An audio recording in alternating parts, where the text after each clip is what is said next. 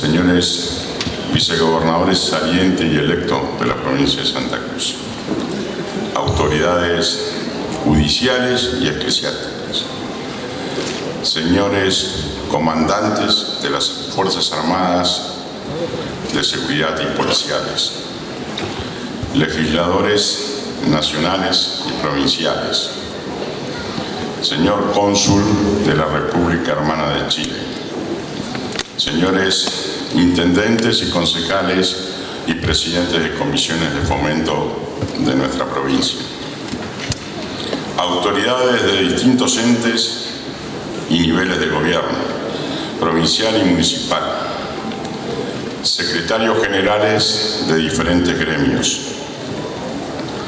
empresarios y asociaciones del medio, directivos, docentes y alumnos, vecinos.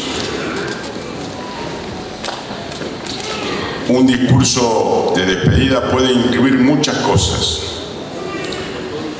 Este es especial porque me despido del cargo que más quise en mi vida.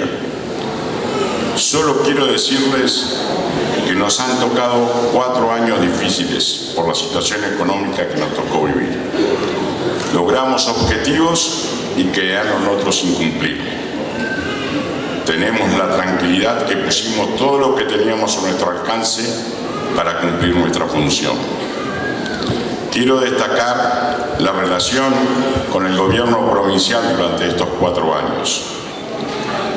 Agradezco a los empleados municipales por su esfuerzo y voluntad, al honorable Consejo Deliberante por su tarea, a ustedes, los vecinos, por su tolerancia. Un reconocimiento y agradecimiento especial a mi equipo de trabajo, que estuvo en las buenas y en las malas, y especialmente a mis hijos, que estuvieron presentes en todos los momentos que mi salud me jugaba una mala pasada. Por último, señor intendente electo, le deseo el mayor de los éxitos en su gestión. Muchas gracias.